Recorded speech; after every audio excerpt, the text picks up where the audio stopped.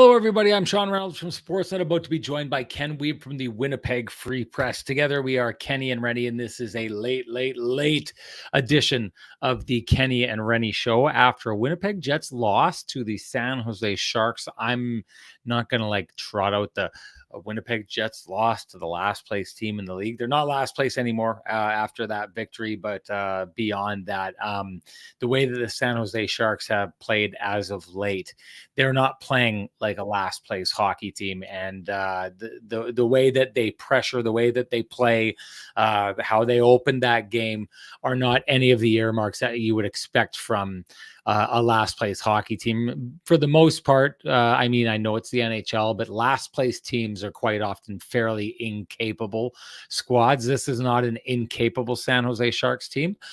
I'm not saying that this is an excuse for this situation. The Winnipeg Jets are a better team than the San Jose Sharks. And even though good teams have been falling as of late to the San Jose Sharks, it's a game you would expect the Winnipeg Jets team that had now, what were we talking about last show? The Winnipeg Jets move into first place in the Central Division. Now it's time to kind of say, okay, now we earn staying there. And in the first opportunity for them to earn that, they lose that game. The start of that game is not something that I think we should let go of. Listen, we just saw this last time Laurent Brossoit played with the Carolina Hurricanes coming into town and absolutely steamrolling the Jets, and the Jets somehow coming out up 1-0 in that game, in that first period. The thing about these issues is if that's a one-off and it happens here or there, it's not something that I would express concern about, right? This is now twice where this has happened in the last little while, right? The last time the Winnipeg Jets found a way to win the game and everyone kind of, pats them on the back and talks about their survivability and good teams find a way to win games and all of these different kind of things. The fact of the matter is in this game, the same as it was in that other game, the Jets came out of this situation and it didn't kill them. What doesn't kill you makes you stronger, whatever. You can take all those kind of things and put that in there. But the Jets could have been down 3-0 in that first period, same as it was against the Carolina Hurricanes. And that's my issue with that, right? Because what you saw here from the Jets was no pushback for a certain amount of time. And they survive it because Laurent Brossoit plays great against Carolina. He plays great in this game. We're going to have to talk about him because I thought this was a stellar performance by Laurent Brossoit in this game.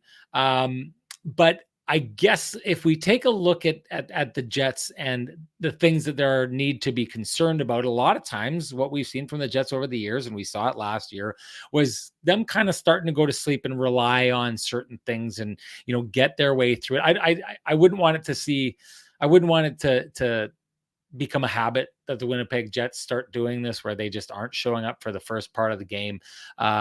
Get away with it, fine. It doesn't look like a big deal, but that game against Carolina could have been lost in those first 10, 15, 16 minutes of that game if Laurent Brossoit doesn't do that thing. And it's not the reason that the Winnipeg Jets lost tonight, that first period, because again, they did survive it. Laurent Brossoit allowed them to survive it. But we could be talking an entirely different game here. Same circumstance of what happened here, but if San Jose get 2, maybe 3 to go there, it entirely changes the complexity of this game. And we're not talking about, the power play being the problem here. We're not talking about all these other things that factor into it. So I wanted to get that up there because this is twice now. We've seen this with the Winnipeg Jets. Twice is not a pattern, but that first period was the same first period for the most part, except for the pushback that you see around the 9-minute mark or something.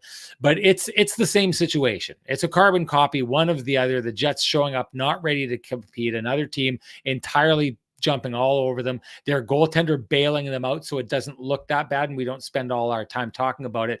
But the Jets can lose games with starts like that. They've got away with it twice. I know they don't win tonight, but they got away with it in that first period. Eventually, that's not going to happen. They can't be making a habit of that. Other than that, we'll have to dive into the power play. I think very much the same problems that we were talking about in the past.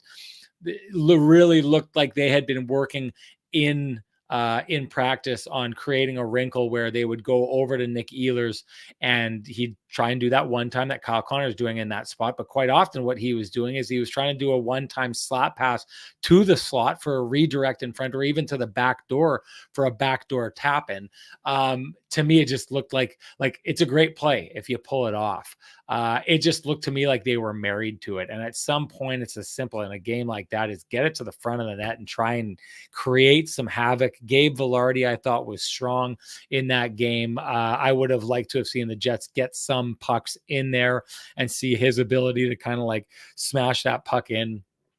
I mean, I take a lot. This is another case of a Winnipeg Jets. This is the same old song and dance. A power play that's overpassing to the point that they're almost killing the penalty off themselves in a way that looks pretty because they possess the puck and they snap it around and all those kind of things. But in the end, it's just a lot of time that they're not getting the puck into a dangerous area and trying to capitalize on it. That's a very brief, and I guess not that brief. We're 6 minutes in here, but Kenny's ready to go here.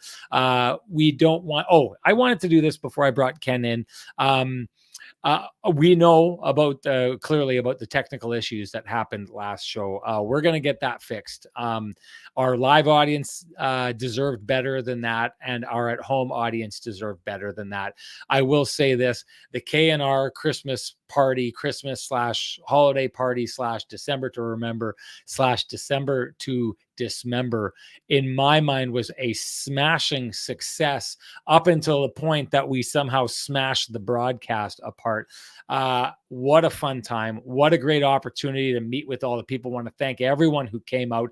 That was great. I thought the food was amazing. I thought the beer was flowing. I think people had a really good time. Had we been able to deliver the product and our podcast in a manner that we should have been doing, that would have been a flawless night. So what I want to say is, while Ken and I and our broadcast was far below the standard that you should be expecting from us, the standard set by the K&R community in that room on that night was absolutely top shelf. What a party. What a great time that was. I had such a good time. I want to thank you all. And I hope we're going to make sure we get this done so that in January, we've got another one coming up. We'd love to see everybody there all over again because boy, oh boy, that was a fun time. And the K&R community hit one out of the park. Absolute grand slam. Even if the broadcast didn't reflect that, we're going to correct that. We'll get that going, everybody. Just wanted to say that. Now it's time to bring in the man with the best music in the business. Here comes Kenny.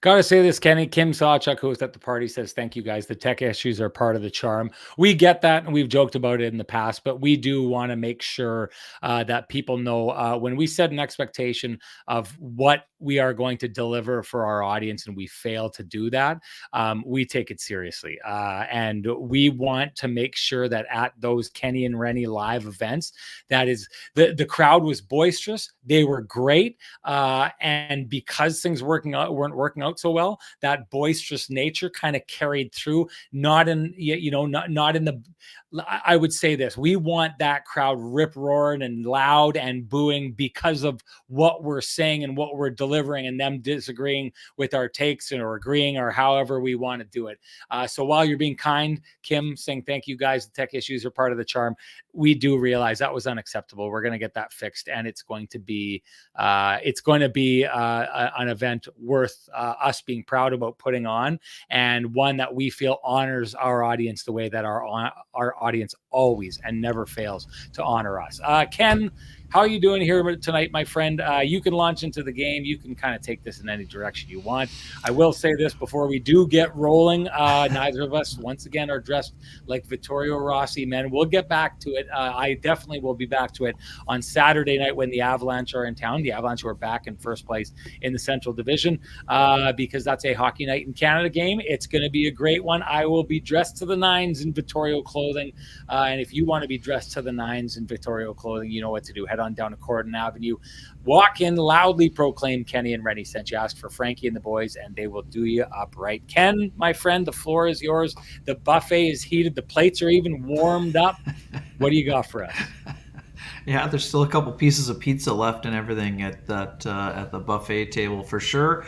Yeah, I mean, interesting game. As you mentioned, peculiar start for the Jets, and maybe it's some of it was new line combos and everything else, but they were not. They were skating in quicksand, and their opponent was buzzing all around them. Brandon Dillon said after the game to Mike McIntyre that he felt like they had 6 skaters out there coming at them for a good part of that first 8 or 9 or 10 minutes when the shots were 12 or 13-1 for the Sharks. And sure, I mean, credit to the Jets for getting that period stabilized and ending almost even in shots on goal. But I don't know. I mean, that I understand that. Yes, no, they weren't underestimating their opponent. Yes, the Sharks have been averaging 5.2 goals per game in the last 5 games. And all that jazz. It just didn't seem like they were ready to roll, and that's something too. I'm with you. It's not a red flag yet, but it's certainly, I think the old yellow flag might show up there because we know this is going to be a challenge for the Winnipeg Jets playing without Kyle Connor for what is likely 6 to 8 weeks at least. Depending on what the Jets doctors and specialists said. We'll find out when they saw Kyle Connor earlier today. So we'll see what happens. The lines were a little bit discombobulated, even more so with the 11-7 scenario that was presented by the Jets tonight. I don't think either one of us loved that, and we'll dive into it a little bit further as we move along here. Yeah, nor does NLCC, who says playing 11-7 on D on the first game of the back-to-back is mind-boggling. Like you said, both of us were a little puzzled by that. Yeah, I mean, I understand the reasoning, and I assume it is because Rick Bowness wanted to use Nate Schmidt on the second power play, and he wanted to use Logan Stanley on the penalty kill, but I don't know. I didn't love it, and especially I didn't love it because the Jets are a 4-line hockey team, Sean. They've been priding themselves on their depth. Their 4th line 2 games ago was one of their best lines and, largely responsible for having a really good effort against the Colorado Avalanche. So, we understand other things are potentially at play and whatever else. Whether whether this is a showcase or not remains to be seen as it pertains to Logan Stanley. But I didn't love the decision, and I didn't love that. And this is not 2020 hindsight for me. I mentioned this on the pregame show with Kelly Moore on CJOB before the game. I mean, I found it a little bit puzzling, just like you did. So. And just mostly because the Jets are looking for some continuity right now on their forward group, knowing that they're going to have to shuffle some things around with their lines. So, I mean, I get it. I mean, Logan Stanley's a guy who in the past has done a good job on the penalty kill. His clearing ability is something they'd like to use. His ability to clear the front of the net when he does it can be a factor. But he had a failed clear on the play that kept the play alive and eventually leads to the William Eklund one-timer goal. That's the game winner and the 4th game winner for Eklund on a team that has only 9 wins. So good on him for doing so. But that's a situation where if you're Logan Stanley, Sean, and I'm not pinning this on Logan Stanley by any stretch of the imagination here. It's a team effort. But if you're Logan Stanley, you need to get that clear because you're trying to show the coaching staff that you deserve to be in the mix for the 6. And you deserve to be in the mix on the penalty kill. And today he was unable to do that. So I'll be curious. I would expect Nate Schmidt to stay in the lineup against the LA Kings and in a battle of elite teams. But how this affects the rotation, I mean, we'll see. But I'm also a little bit confused the Jets didn't go to Declan Chisholm in a game like this today. But I think this, Sean, if you're going to play Nate Schmidt against the LA Kings on Wednesday night, he had to play today. And I actually didn't mind Nate Schmidt's game at all. I thought he was getting his feet moving, unloaded a few shots. He was running the power play at the top with Neil Pionk going into the one-timer slot. So much like Nate wasn't the problem before he left the lineup, he wasn't the problem tonight. I thought he was pretty steady, and that's a hard job to do. In terms of the goaltending, I love this decision by Wade Flaherty. I'm not surprised. I mentioned it with Hustler on Friday's episode of Winnipeg Sports Talk that with all of the talk, Sean, about the Jets trying to beat elite teams, well, you play your number one guy against those elite teams. That makes sense to me. And Brossoit, even though he takes the hard luck loss, it certainly wasn't on him. He was very solid again. I think 30 saves in the contest. I liked a lot of his game, and as you mentioned, that Jets could have been down 3-0 in that game were it not for the sharpness of Brossoit out of the gate. And much like you and I have been talking about for weeks, well, guess what happens? Laurent Brossoit is playing roughly once a week now instead of once every 2 weeks. Oh, and guess what? He's suddenly found his rhythm and routine, and he looks like the goalie that was in the net down the stretch for the Vegas Golden Knights, with one exception. He's not starting the majority of the games. So I thought that was a good call by the coaching staff for sure.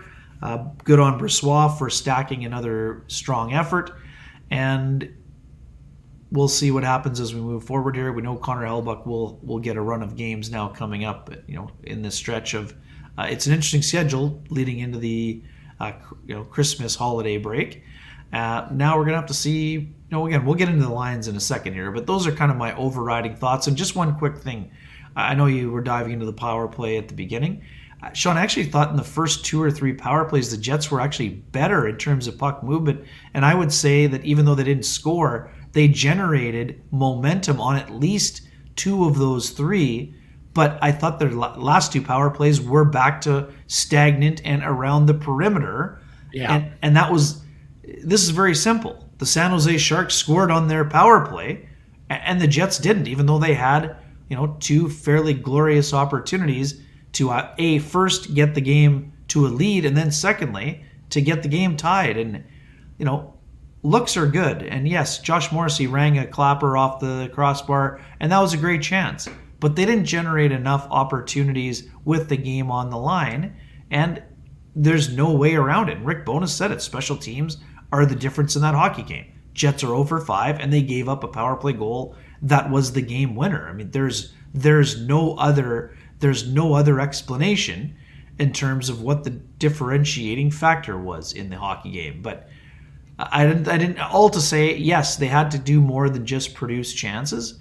But I thought early on there were some things to like about the new configuration, and then they kind of got into some old habits again in the last 2 power plays for me. I'm just going to jump into this quickly here because people are asking. This is a good question. Dallas Paul says, "Why do teams do the 11-7?" I'm not a coach and just wondering why they do this.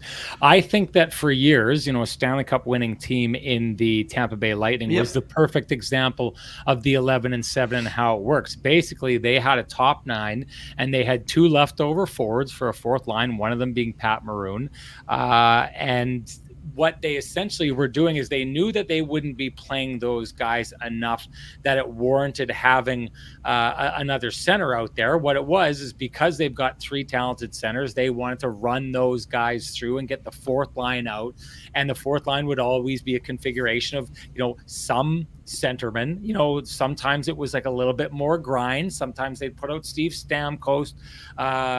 Sometimes they'd put out Barclay Goodrow, right? So you put out Barclay Goodrow, and all of a sudden it's a little bit more of a grinding line. All of a sudden you put out Steve Stamkos with that line, and then all of a sudden it's got a skill element. You want to know why the Big Rig had so many big goals in the playoffs? Well, sometimes he's playing with really talented guys who can get him the puck. So what it did was it allowed them to create a 4th line that didn't necessarily have a specific look. It could morph as the game went on and fit whatever situation was out there. And then the other part of that is the 7 defensemen that they had. They just had such a deep group of defensemen that you were able to play 7 defensemen. It wasn't a problem. But at times, if you needed to lean on certain guys for specific situations, and Zach Bogosian was a great example there, as was Shen, like kind of like hard nosed players that you would just be able to put out to kind of like be fresh in certain situations and allow you to defend and bring a little bit of the grind that team had missed for a number of years.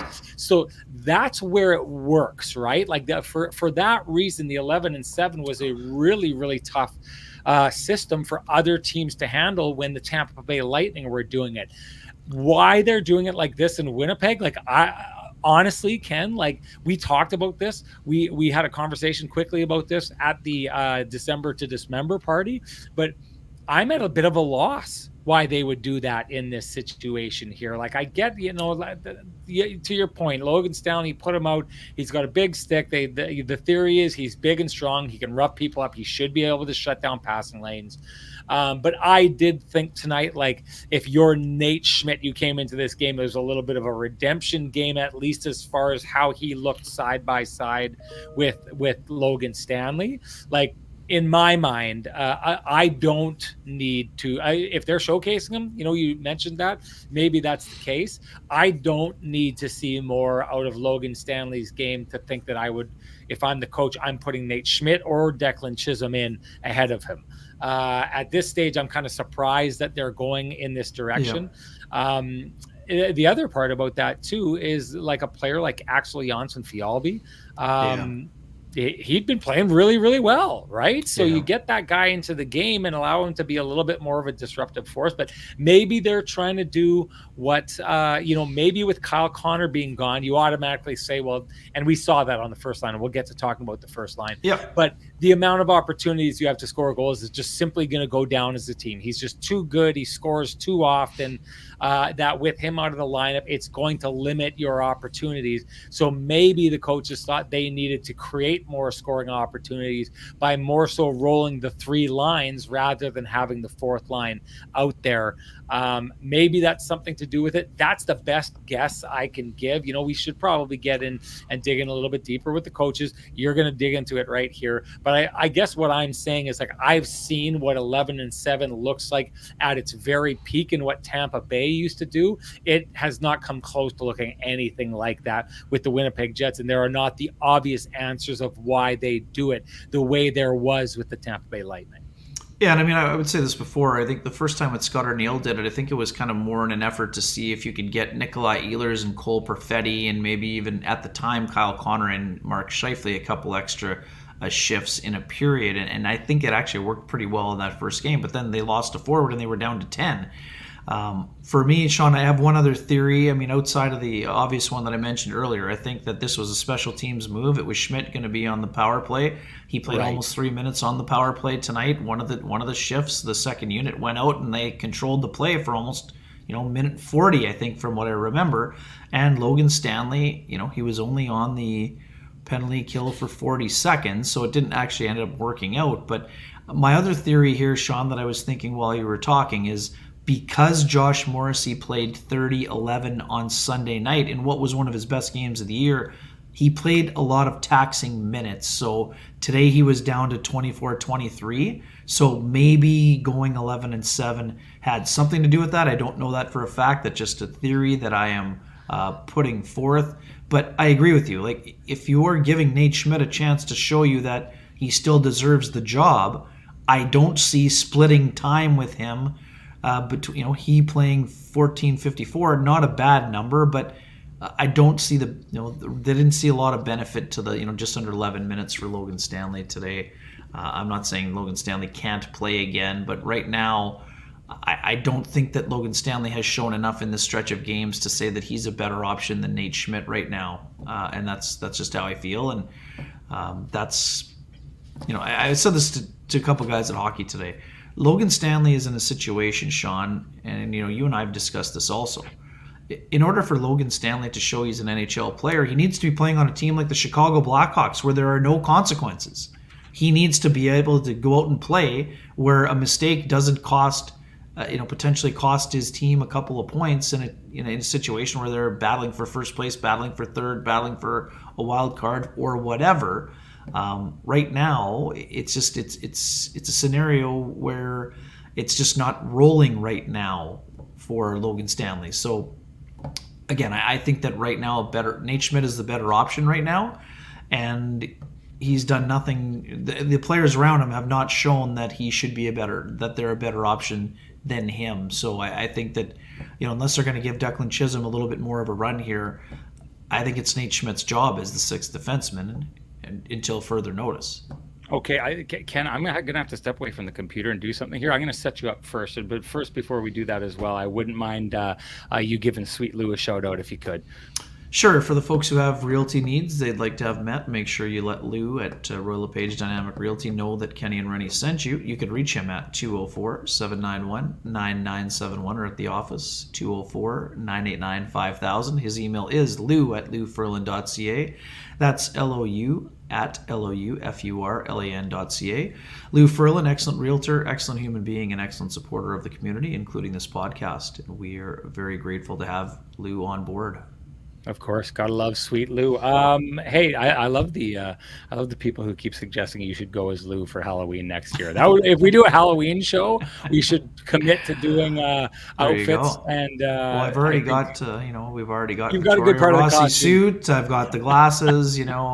I just have to go a little. I have to go a little bit lower onto the hair, I guess. But we're pretty close. Right down to the wood. Hey, so let's go in this direction. Ken, don't worry about it. I'm just going to get up. There's something I got to take care of here.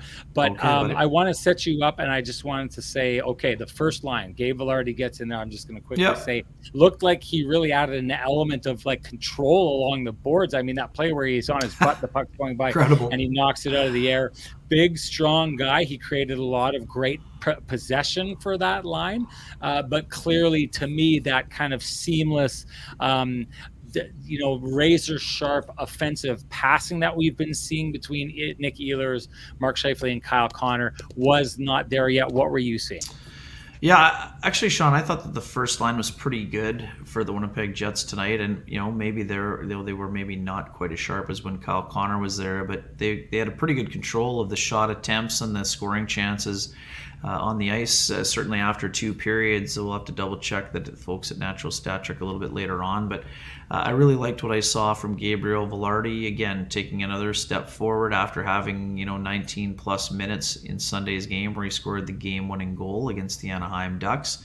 I see potential for those guys, for that trio to really succeed. And having said that, I thought before the game I wouldn't be surprised at some point if Cole Perfetti gets a run, and maybe Cole Perfetti and Nikolai Ehlers flip-flop lines, and you get Nikolai Ehlers back with Vladislav Namestnikov at some point here.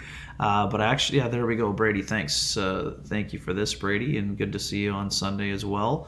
87% expected goals for Ehlers, Scheifele, and Vilardi. Pretty freaking good. And Brady, you're right about that here. So, I liked a lot of what I saw from them. It's obvious Gabriel Vilardi is still getting back up to speed, but I actually like the potential for that line. I will be curious to see, Sean, now that you're back, I think I'll be curious to see if Nikolai Ehlers and Cole Perfetti flip-flop, because I do think that at some point this might be a chance to sort of test out that combination with Mark Scheifele and Gabriel Vilardi. But the one thing I would say, Nikolai Ehlers is really starting to show really good chemistry with Mark Scheifele right now. And the other thing, too, is that Mark Scheifele likes to play with speed. And, we know that Cole Perfetti continues to work in his skating. So, I'd be curious to see if that is something that they try at some point here. But I wouldn't try it right now because of the way that Ehlers is playing with Scheifele. I like that line a little bit more than you did, I think, Sean. A lot of offense created and a lot of zone time, and they didn't give up a whole lot, which is, always one of the things that you're looking for. And Vilardi is a guy who is a really good two-way player. Scheifele, we know, is at a really good commitment level this year in terms of his two-way play. So I'd like to give that line a longer look, but I mean, at some point here, and again, this is the first test for the Jets without Kyle Connor, and they only scored one goal. Now, that's not to say that they can't survive without him or they won't score, but today is another day, Sean, where I'm still banging on the drum at some point during this stretch, no matter how long Kyle Connor is going to be out. I think Nino Niederreiter is going to need some time, either with Mark Scheifele or with Vladislav Nemesnikov, because I just think he is a guy. If you're going to try to, again, I'm not asking Nino Niederreiter to replace Kyle Connor. No one is going to do that with a singular focus. But if you're looking to add offense for a team who's missing a 40 to 50 goal scorer, going to the tapping the guy on the shoulder who has 7 20 goal seasons makes sense to me. But yeah, I am going there as your boy Bruce. I am. And I also, I don't hate the third line. I love what they're doing, but they haven't produced as much offense together of late. And, you know, the other part too, I think Alex Iafallo is going through a very cold spell. It's now 12 games without a point, 1 assist in 14. So I think he could benefit from being with Lowry and Appleton as well. And I don't think it's a big drop-off, as I've been mentioning. It's not, you know, Alex is not as physical a player. He's not as natural a finisher, but he's disruptive on the forecheck, and he could really fit with those guys as well. And again, someone was mentioning David Gustafsson. I mean, Gustafsson makes a great play right before to Mason Appleton, right? For the one-timer that just misses, I think it was missing the net. But anyways, I thought Gustafsson was pretty good again here today. I don't agree with Manitoba ball hockey on that assessment that the Gus bus is stalled. Oh yeah, that's what you're saying. So I want to be clear about something. Like the breaking up the third line idea. It's not something that I don't think you can't approach. Like at some stage, like if they're not scoring quite as much as they used to, especially with Kyle Connor gone. More than ever, I think that you may have a case. The one thing I think that you're doing, Ken, is I think you're kind of cherry picking this whole thing, because when you wanted to break them up, you are entirely cherry picking, because when you wanted to break them up would have been the worst possible time to break them up. Totally fine. I'm not saying that those three guys have to be welded together and never taken off a line together ever again. But I think you're playing a little fast and loose, because what you're doing is you're coming in and slowly, as the season is evolving and things are changing, you're acting as though this is now why you wanted the line broken up. This is unequivocal. Oh, that's not what I'm saying at all. The first time that you were petitioning to have that line broken up, that would have been a massive mistake.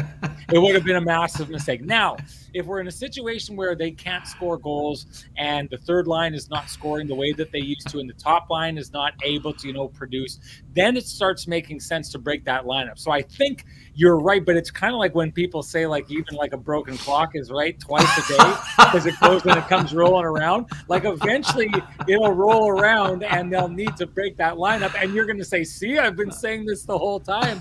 It doesn't mean you were right when you said it at first, and just clinging to it for as long as you can until it makes sense doesn't mean you're right. What it means is that you've been wrong until you were finally right, I guess, is what I would suggest in that situation. Well, we don't always agree, as it turns out. I'm here to say, and nor was I banging on the drum saying they should have done it all the whole time. That's not what I'm saying. I just said there can be some benefits to it. The way that you tried to convince Jay Bukala that one show, it was trying to ingratiate your argument. That's a pro scout. He wasn't going to fall for it, Ken.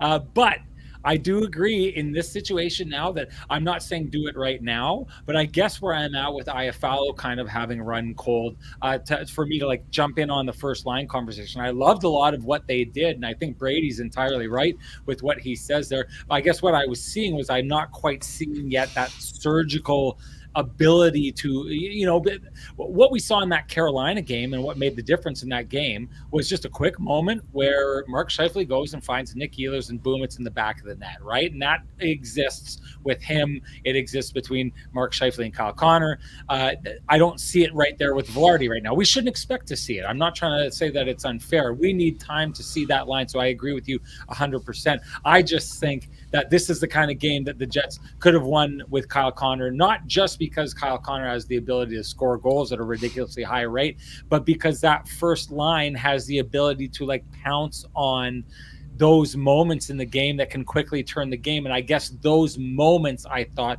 were not generated as sharply with Velarde, which we shouldn't expect.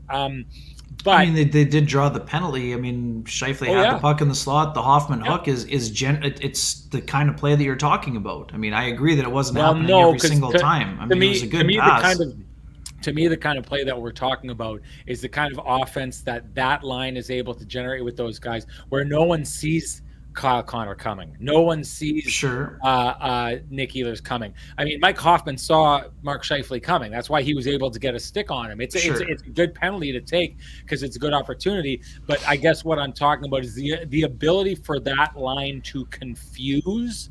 It's a little bit snake charmer, no doubt about it. But the ability for that line to confuse its opponents, I didn't think was there as much today. It was just a far more direct game. We're better than you. We can possess the puck better than you. We're going to grind on you. I don't think it's a bad thing. I think it's going to work out eventually, but I just think it's going to take some time to see if it works there. And in the meantime, maybe you do need to go in different directions, right? To get the second line going, the third line going. It's a long roundabout way for me to say, that like I think we're getting to the stage where with Kyle Connor out, to survive him being out, and we should really have a greater conversation about what we think the Jets are going to do to survive that, or if we think they can survive it. But in order to do that, I do think they're going to have to move things around quite a bit. But this again is a really great point by Brady, who says 87% times goals for 27, 55, and 13. Pretty freaking good. I thought for the most part, that move really paid off for the team in that respect. It just didn't quite get them over the hump. But hey, if you are looking to pay off high interest credit card or debt, we suggest you go talk to our friends at Cambrian Credit Union about their payoff loan.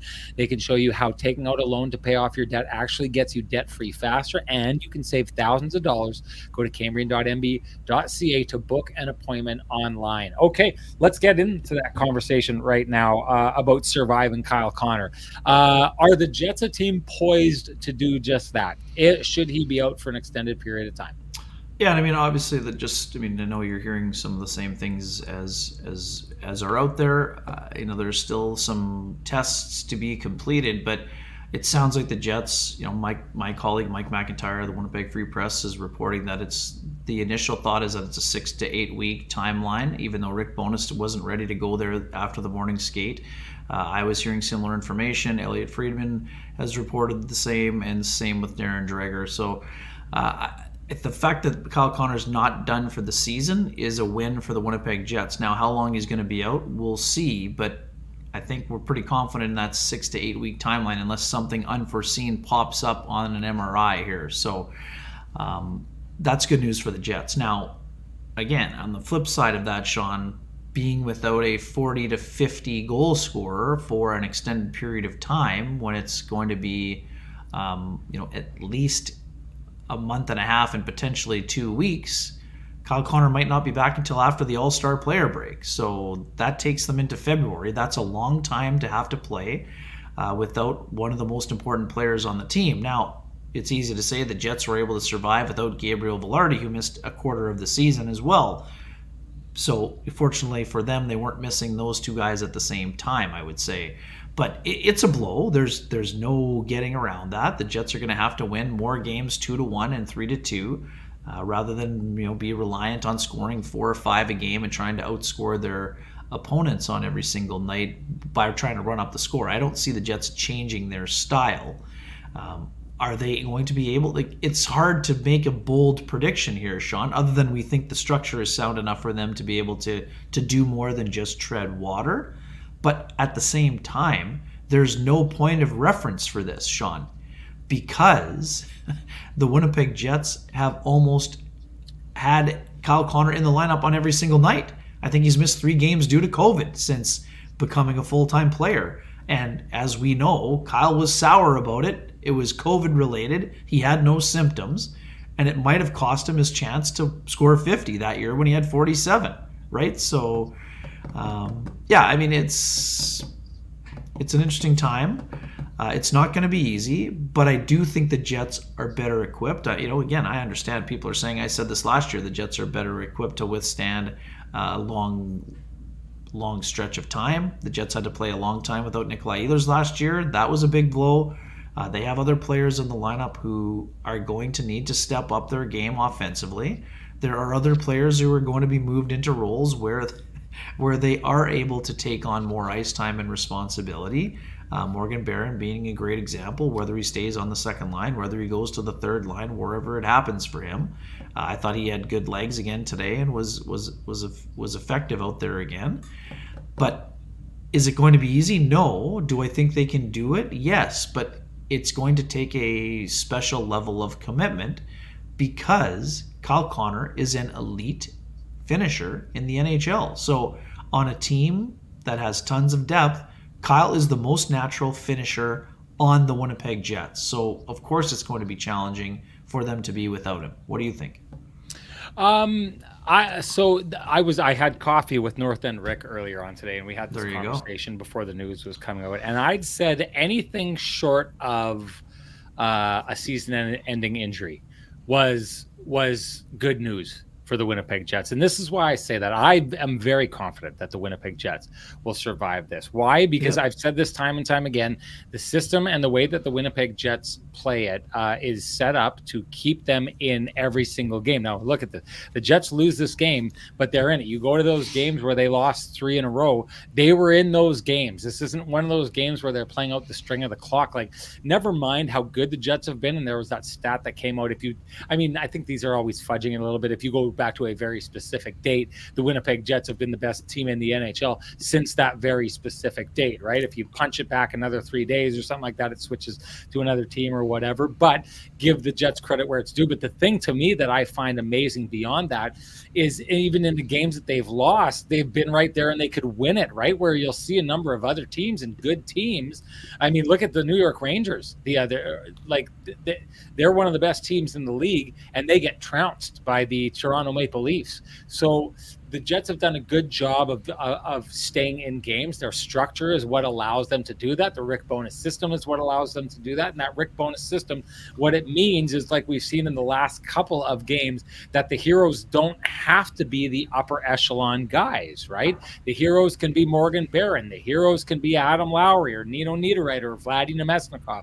It's up and down this lineup. It can be the defenders.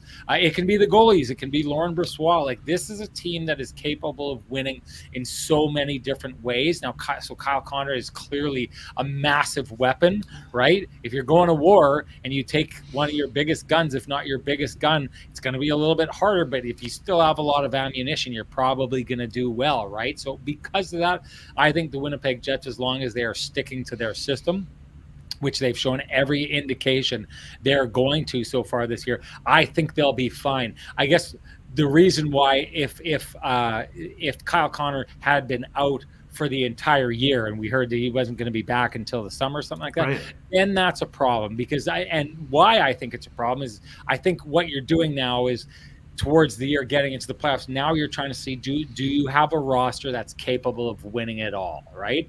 And I've said this, I think that you're kind of on board with this as well, but I think the Jets need to address the second line center position going into the playoffs, and probably a number 2 or 3 defenseman. If they could go and grab that, I think they put themselves in a real good spot to compete with almost anyone in the league.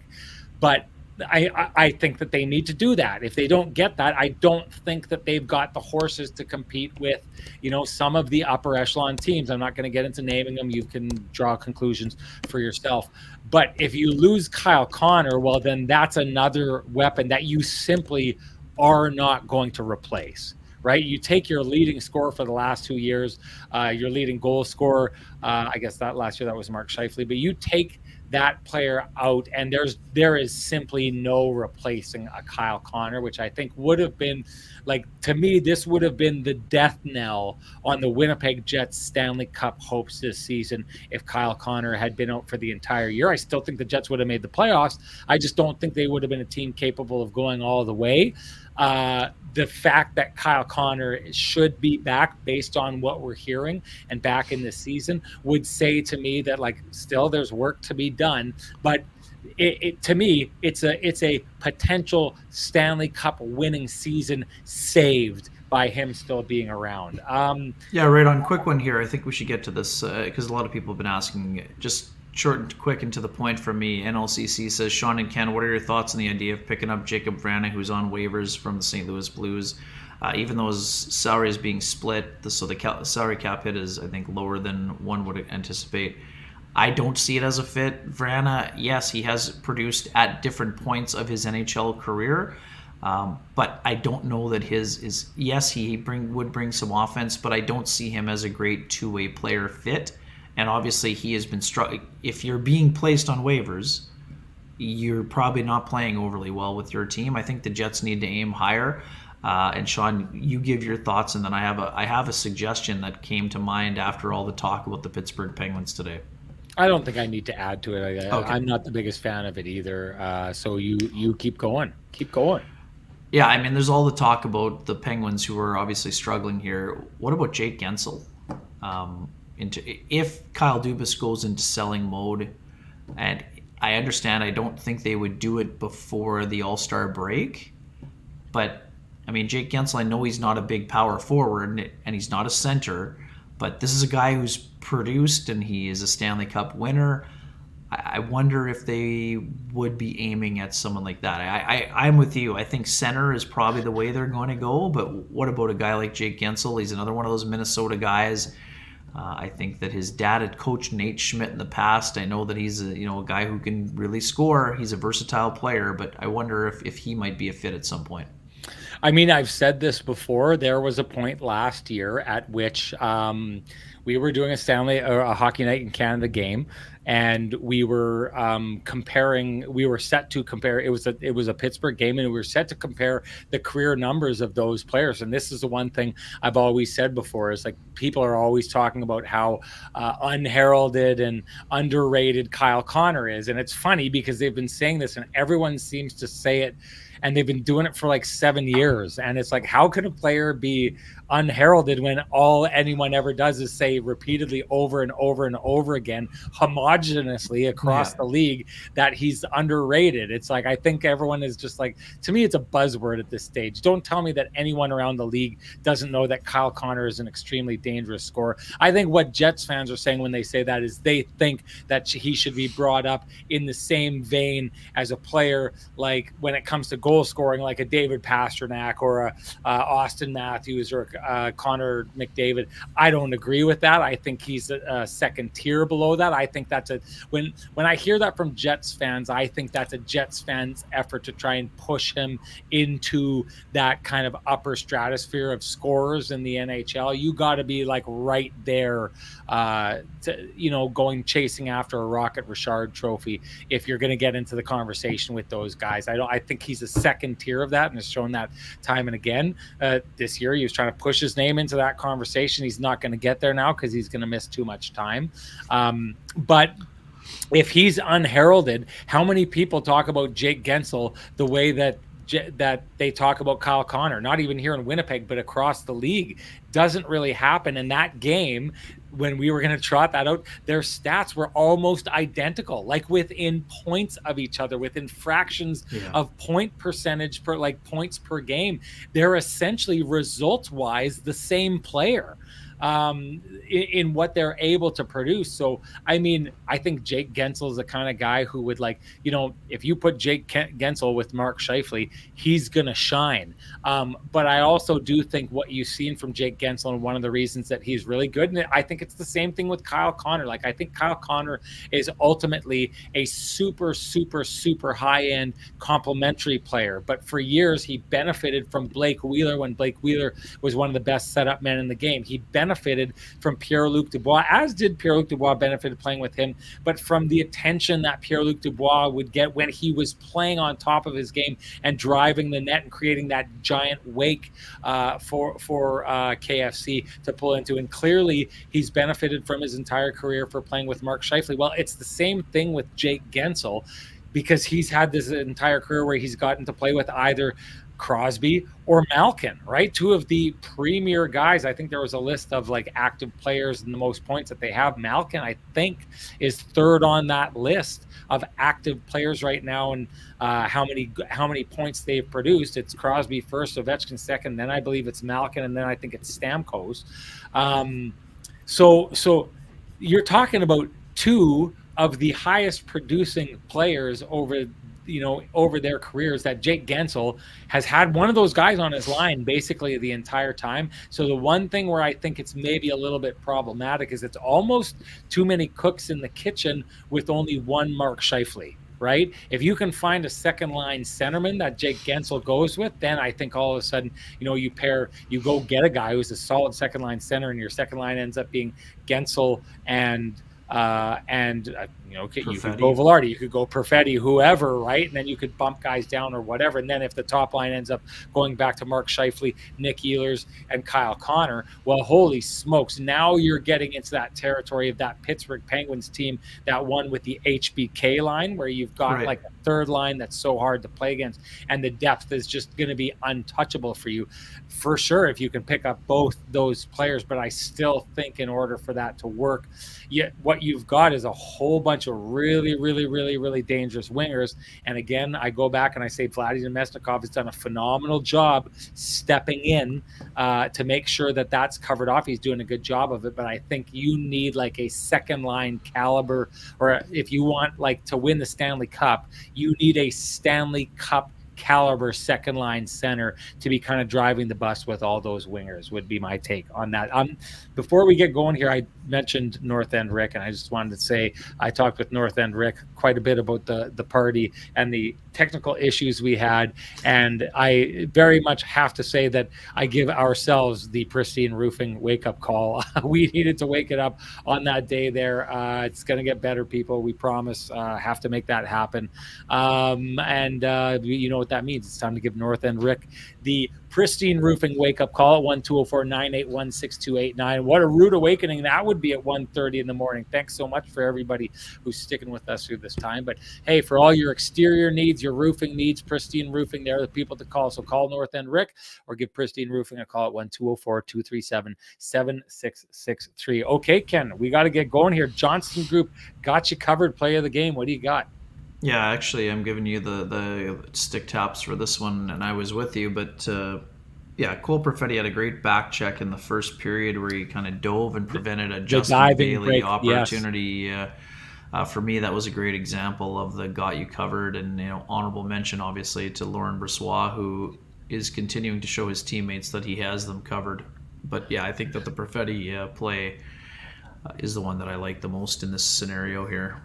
Yeah, you know what? There's no point Your in me take. like digging in deeper. That was really, really good. And I just thought like a great example of when you've got like you're not rookie, right? But when you've got a sophomore player who's known as not being the fastest skater out there and known as being an offensive guy, and he's breaking up plays like that with that kind of effort, it's just another one of those things that I think it's really easy for a team to get on board with just the idea of being ultra competitive when that guy's doing that, right? Like, yeah, you can see it around the league. There was a couple times tonight, even San Jose, as good as they're playing, there are some times where guys would turn around and they'd make really, really lazy plays. That doesn't happen often with the Winnipeg Jets, which again is why they seem to be in all of these games that they're in. And that to me is just another example of the mindset of the Winnipeg Jets entirely. It's the system that's got you covered, but on this time here, no doubt Cole Perfetti entirely had the Winnipeg Jets covered in that case. And hey, do you run a small business in Canada? Look to Canada's #1 employee benefits plan, Chambers Plan, to give you a competitive edge. Chambers Plan is the simple, stable, smart choice for over 30,000 businesses countrywide. Visit chamberplan.ca to learn more. And ladies and gentlemen, that was the Johnston Group, the Kenny and Renny OGs got you covered. Play of the game. Time to move on now, Ken, to the keg save of the game. Yeah, save of the game. I thought it was going to be the pad save off Mike Oh, Hoffman, but yeah. the toe kick. But he made an even better save on Mikael Granlund during the third period when he thought he had him stuffed on the backhand, and I really liked that save by Laurent Brossoit. It was another great. He made it look easy, even though that was a very athletic save. But because of his positioning, I thought that was a pretty impressive stop right there. I'll actually go with the first one. I thought like it's a Yeah. technically harder save to make. Like it's a reactionary save, and basically that's one of those goals that like the player puts it in the perfect spot. Like there was no better place for the player to put that puck, for Hoffman to put that puck in that situation. It's the kind of goal that should have gone in. It's the kind of goal that that your goaltender shouldn't be making. And I don't know how reactionary it was. I just think it was like we always give credit to Connor Hellebuck for being big and boring. I think in that case, that save is made because Laurent Brossoit's positioning is so great in that case that it gets done. We should just quickly talk, and we can't get too deep into it because we've got to hand out the keg save of the game from last show. But I mean, it's you touched on it earlier on in the show, but Laurent Brossoit really, really kind of hitting his stride. It almost makes me think, Ken, that if he gets back into this and he keeps playing like that, we know that there's no end to the story other than Connor Hellebuck is going to be the guy who carries the weight. We know that Laurent Brossoit wants to be that guy. It's not going to happen for him here. The Winnipeg Jets have like doubled down and extended Connor Hellebuck. So Connor Hellebuck, it is his crease, not just now, but for years to come. It makes me wonder at some point if Laurent Brossoit is not this year, but if he keeps playing like this, if he's potentially playing his way out of town, and the Winnipeg Jets would at some point be able to get a pretty sweet return for him. Like I'm starting to almost look at Laurent Brossoit as being like, well, maybe just maybe this guy is just like a great asset that they've grabbed, because if he plays so good to the point that the rest of the league is looking and saying this guy shouldn't be a backup goaltender, it's great to have that option. But I also do think from an NHL perspective and like honoring your players, if Laurent Brossoit feels that he wants a shot to go somewhere and be a starting goaltender, the Jets would almost owe it to him at that stage. This is a down the road thing, but I guess my thought was, well, if Laurent Brossoit did that last game and then this game and then the next game and the next game and the next game and the next game, what happens if he just keeps hitting all his spots? Well, what happens is nothing happens. It's still Connor Hellebuck's crease, but you would think because we know what he wants, that style of play would take him somewhere, and it's somewhere that I think the Jets could benefit. Anyways, just a quick thought on that. I wouldn't trade Laurent Brossoit if the Jets have designs on being a championship team. I know what you're saying. And if they get blown away by an offer by a team like, let's say, the Carolina Hurricanes, who's struggling to find consistency in the pipes, I understand where you're coming from. But I think that if the Jets have designs on a long playoff run, I don't know that Not they could this trade. year. Not Well, this but he's year. going to be. He only signed the 1-year deal though, so Well, yeah, I mean, he's got a pending UFA. So that yeah. sorry, that's what I mean. I think that he is definitely playing his way into becoming a more of a starting. Have a chance of being a 1A 1B kind of guy. I just don't think the Jets can afford to move him at the deadline for an asset, because then what happens if Connor Hellebuck? You going to roll with Colin Delia as your number one down the stretch? I mean, that would be a risky proposition for me. But I think Brossoit, Sean, to your point, is that he is definitely playing his way towards his long-range goal of becoming a number one guy. And we know it's not going to be here because of the extension. You're 100% right there. Yeah, sorry, I messed that up. I was operating under the thought process that he had a 2-year deal. I forgot about that. What I meant, I was not suggesting for a second to trade him in season. That's not how it went. I guess what I was saying is the point I make still stands. Like Laurent Brossoit, I think is playing his way into being a starting goaltender if he keeps doing what he's doing in this situation. We just know that cannot be here. Anyways, and they can trade his rights before July 1st if they find a way to get a draft pick like some of the other people, like prior to letting him out on free agency. That's a way to maybe get that asset that you were touching on. Yeah, no doubt. Okay. The keg. So this was good. Both the keg save of the game and the lamplighter were won by people who are at the party, and it's my pleasure to announce right now that the keg save of the game winner from last game is Tracy O'Kranick. Tracy, you know what to do. Direct message me at SN Sean Reynolds. Give me your full name. Give me an email address, and I will send you your $50 gift certificate. to the Keg, any of their 3 locations in the city, each location finer than the last. And that's why, ladies and gentlemen, you should be sharing with us your Keg save of the game, because you do that and you're automatically entered to win that $50 gift certificate, which the Keg has kindly and generously donated for every show that Kenny and Renny do this season. So congratulations, Tracy O'Kranick. Great job. Moving on to the TCB Lamplighter of the game, Ken. Yeah, I mean, I guess it's got to be the William Eklund one-timer. I mean, honorable mention, two, I guess the other 2 goals that were scored in the game. And for Justin Bailey, Sean, this is a thrill. The guy hadn't scored in the NHL in over 5 years. So impressive job by him. I thought he had great speed out there at various times. And yeah, I mean, the Jets did a nice job of scoring. But to me, it's got to be the game winner. Has to be the lamplighter today. Yeah, I know that there's sometimes people who just feel that they have to give the lamplighter to the Jets. To me, in this case, I mean, it's great that Brendan Dillon returns to his tank and he scores, and he scored a lot of goals there. We both talked about this. I know that there's a little bit of a screen by Vlad Nemestikov, but I look at that, and this is just, to me, Mackenzie Blackwood whiffing on this puck. I mean, it's a wrist shot from the point. NHL goaltenders should be able to snag this in this case. It was not redirected. Maybe a player got in his eyes for a split second, but it was in and out of his glove. To be honest here, if you want to get into like a we be worrying about the Jets producing without Kyle Connor, this very easily could have been a 2-0 game if that goal doesn't go in. And I don't think that goal should have gone in. It was a bit of a freebie for the Jets. No one in this chat room would be suggesting that Laurent Brossoit had a good game tonight if he'd been let in a goal like that. So yeah, I think you got to go in the direction that you were talking about. Anyways, that's Ken's and my lamplighter of the game. You should share with us your lamplighter of the game. Well, why? Well, because you're automatically entered to win a Frosty Delicious 8-pack of Lamplighter Amber Ale, brought to you by our friends at Trans-Canada Brewing Company. If you can't wait for Kenny or Renny to gift you your own 8-pack, you can head on down to Trans-Canada Brewing Company, which I will be doing tomorrow. Gonna go have a nice little Wednesday afternoon with Johnny Lou and his camera guy, and myself, my camera guy Colin. Ken, you were invited. You're not going to be able to make it there, but we like. Hey, I've liked it since Johnny Lou got to town. Great guy. We always try to get together and have a little Christmas get together at soiree. We're gonna do that tomorrow at TCB. It's gonna be entirely great. And also, we should mention that our next event at TCB is what date, Ken? January 22nd, right? 2nd, yep. January 22nd, a Monday, between the Winnipeg Jets and the Boston Bruins. Tickets, we will get you that link, but tickets are available, I believe, as of right now.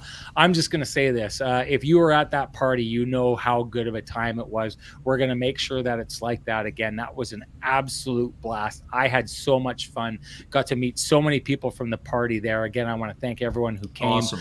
If you hadn't checked it out, come check out the next one. If you were there at the last one, you know how good the food was, how good the drinks were, and how good of an atmosphere and how much fun that was. So you should come join us again. But January 22nd, same way you got your tickets last time on Eventbrite, we're going to be doing it all again. I was trying to come up with some working titles. Ken, I've got like January for the Fanuaries. I don't know.